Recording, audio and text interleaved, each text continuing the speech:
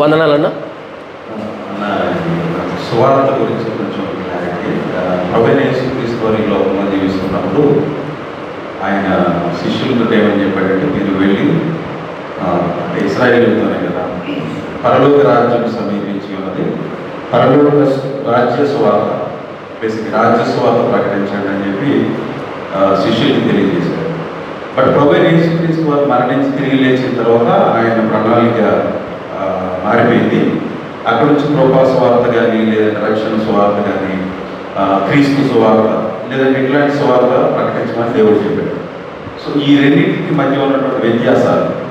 So పరలోక రాజ్య సువార్త అనేది అది ఆనాడు ఇశ్రాయేలుకి ఇచ్చిందా, అది మనకు కూడా తర్వాత మిగిలిన పత్రికల్లో పౌలు రాసినట్లు రాయబడినటువంటి ఆ సువార్త ఏంటి, అది ఇశ్రాయేలుకి చెందిందా, రెండింటి మధ్య ఉన్న డిఫరెన్స్ కొంచెం క్లారిటీ.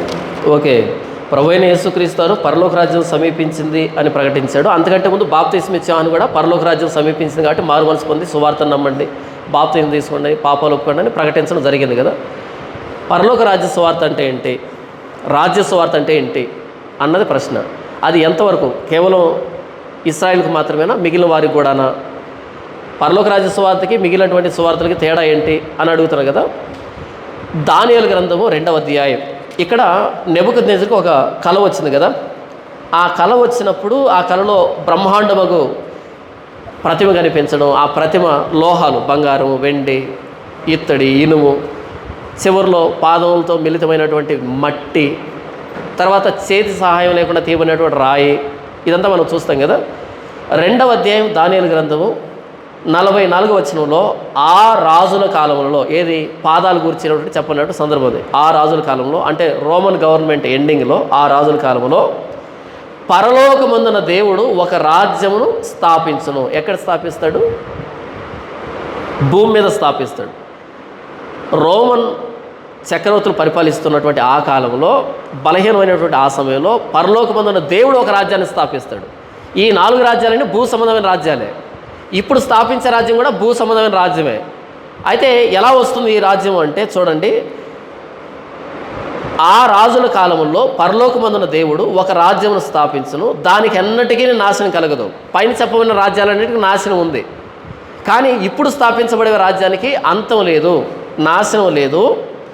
ఆ రాజ్యము దాన్ని పొందిన వారికి కాక మరెవరికి చెందదు. అది ముందు చెప్పిన రాజ్యములన్నింటిని పగలగొట్టి నిర్మూలన చేయను, కానీ అది యుగముల వరకు నిలుచును.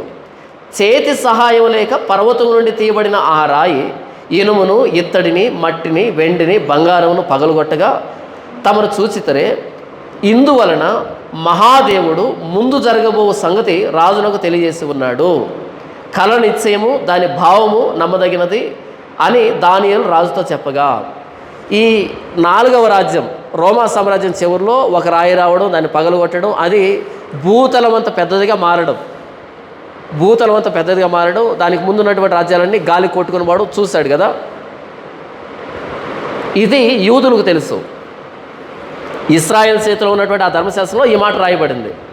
కాబట్టి వాళ్లకు బాప్తిస్మ ఇచ్చి ఏమంటాడు అంటే, పరలోక రాజ్యం సమీపించింది. ఏ పరలోక రాజ్యం? దానియేలు గ్రంథంలో చెప్పబడినటువంటి పరలోకమందున దేవుడు ఒక రాజ్యాన్ని స్థాపిస్తా అన్నాడే, ఆ రాజ్యం ప్రారంభమైంది, సమీపించింది. ఆ రాయి మరెవరు కాదు, ప్రభువైన యేసుక్రీస్తు వారు. ఈ పరలోక రాజ్యంలోనికి ఏంటి, రోమన్ గవర్నమెంట్లో నుంచి ఈ పరలోక రాజ్యంలోకి రావాలి అంటే ఎలా రావాలి? మారు మనసు ద్వారా, పశ్చాత్తాపం ద్వారా, పాపాలు ఒప్పుకుంటూ బాప్తిస్మం ద్వారా రావాలి. ఇది పరలోక రాజ్యం సమీపించింది అనేదానికి. పరలోక రాజ్యం సమీపించింది. ప్రభువైన యేసుక్రీస్తు వారు శిలువలో ప్రాణం పెట్టి తిరిగి లేచిన తర్వాత, ఇప్పుడు నాకు పరలోకమందును భూమి మీదను సర్వాధికారం అనుగ్రహించబడింది, వచ్చేసింది పరలోక రాజ్యం. కాబట్టి ఇప్పుడు మీరు సర్వలోకానికి వెళ్ళి సర్వ సృష్టికి సువార్త ప్రకటించండి. నమ్మి బాప్తిస్మం పొందిన వారు రక్షింపబడతారు, నమ్మని వారికి శిక్ష విధించబడతారు. అదే పెంతెకోస్తు పండుగ దినాన మొట్టమొదటి సంఘం ఏర్పాటు. సంఘమే పరలోక రాజ్యం, భూమి మీద ఉన్నటువంటి పరలోక రాజ్యము.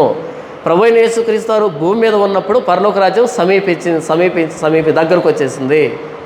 ఎలా దగ్గరకు వచ్చింది? ప్రభువైన యేసుక్రీస్తు వారు ప్రసంగిస్తూ ఉంటే అందరూ పరలోక రాజ్యం ఎలా వస్తుందో, హఠాత్తుగా వస్తుందేమో అనుకున్నారు. అప్పుడు యేసు ప్రభు అన్నాడు, అది బహిరంగంగా హఠాత్తుగా కనిపించదు. దయ్యాలు వెలగొట్టబడుతున్నాయి, రోగాలు వెళ్ళిపోతున్నాయి, చనిపోయిన వాళ్ళు తిరిగి లేస్తున్నారు. ఇదిగో పరలోక రాజ్యం మీ మధ్యనే ఉంది. దేవుని వ్రేలుతో నేను ఇవన్నీ చేస్తున్నాను అంటే పరలోక రాజ్యం మీ మధ్యనే ఉంది. అంతే కదా, దేవుని రాజ్యంలో కదా దయ్యాలు పారిపోతాయి, దేవుని రాజ్యంలోనే కదా రోగాలు వెళ్ళిపోతాయి.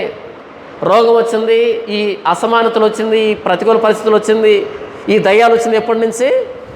పాపం జరిగిన తర్వాత. మరలా ప్రభువైన యేసుక్రీస్తు వీటన్నిటిని పారద్రోలుతున్నాడు అంటే ఆయన చూడగానే వెళ్ళిపోతున్నాయి అంటే దాని అర్థం ఏంటంటే దేవుని రాజ్యం వచ్చేసింది. అది ఎప్పుడు నిర్ధారణ జరిగిందంటే ఆయన శిలువ మీద ప్రాణం పెట్టి తిరిగి లేచిన తర్వాత నిర్ధారణ జరిగింది.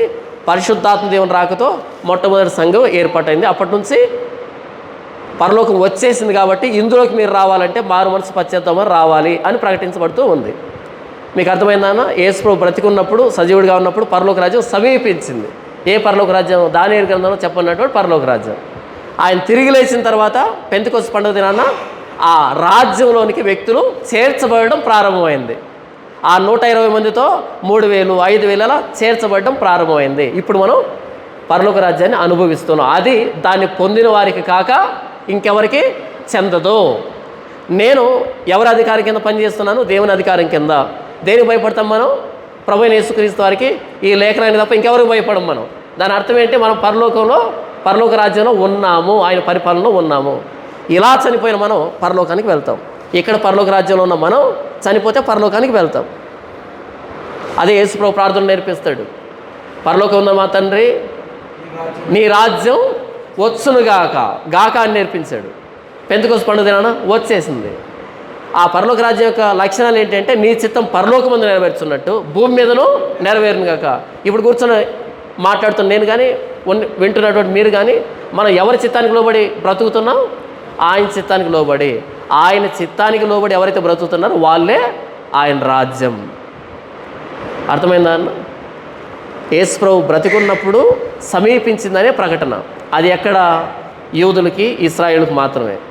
ఆయన చనిపోయి తిరిగి లేచిన తర్వాత సర్వ సృష్టికి, సర్వలోకానికి సువార్త. పరలోక రాజ్యం సమీపించిందనేది వాళ్ళకు మాత్రమే, కానీ సువార్త అన్నది సర్వ ప్రపంచానికి. ఇప్పుడు సువార్త ఒక్కటే. ఎందుకంటే బాప్తిసం ఇచ్చే యోహాను యేసు ప్రభువును పరిచయం చేయడానికి వచ్చాడు కాబట్టి యూదులకు చెప్పాడు, పరిచయం చేశాడు. ఆయన తిరిగి లేచిన తర్వాత అపోస్తులు సర్వ ప్రపంచానికి పరిచయం చేస్తున్నారు. ఇప్పుడు సువార్త ఒకటే ఉంది. మీకు సమాధానం అర్థమైందా అన్న?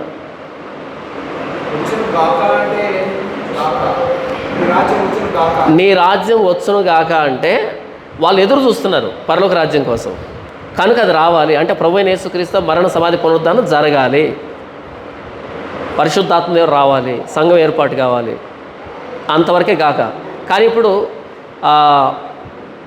విచారించాల్సిన విషయం ఏంటంటే అన్ని ప్రార్థనలు అయిపోయిన తర్వాత అందరు నిలబడి పరలోక ప్రార్థన చేసుకుందాం అంటున్నారు. ఇంకా రాజ్యం వచ్చును కాక అంటున్నారు. మరి ఏ రాజ్యము? అసలు పరలోక ప్రార్థనని ప్రత్యేకంగా చేస్తున్నామంటే మనకు ప్రార్థన గురించి అర్థం కాలేదని. మనం చేసే ప్రతి ప్రార్థన పరలోకం కోసమే, అంతేనా? మనం చేసే ప్రతి ప్రార్థన దేనికోసం? పరలోకం కోసం. అయితే యేసు ప్రభు శిష్యులు అడిగారు, మేము ప్రార్థన ఎలా చేయాలంటే చెప్పాడు వాళ్ళకి, అంతే తప్ప అందరినీ దాన్ని చేయమని చెప్పలే. అంశాలు అయితే అవే, మనం ప్రార్థన చేసే అంశాలు అవే, వాళ్ళు ప్రార్థన చేసే అంశాలు అవే. ప్రత్యేకంగా పరలోక ప్రార్థన చేసుకుందాం అంటున్నారు అన్ని ప్రార్థన చేసిన తర్వాత. అంటే చిలక పలుకులు అంటారు కదా, ఏది నేర్పిస్తే అదే పలుకుతుంటామని అర్థం చేసుకోకుండా. కాబట్టి మనం చేసే ప్రతి ప్రార్థన పరలోక ప్రార్థనే, పరలోకానికి వెళ్ళడానికే ప్రార్థన చేస్తున్నాం.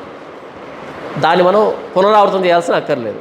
పరలోక రాజ్యం వచ్చేసింది, ఇంకా గాక లేదు, వచ్చేసింది. ప్రభువా పరలోకంలో మమ్మల్ని, పరలోక రాజ్యంలో మమ్మల్ని ఉంచావు, అందుకే మీ కృతజ్ఞతలు చెప్పచ్చు.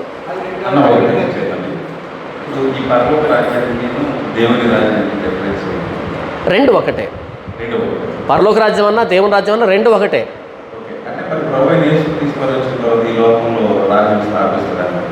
అవును, సంఘం.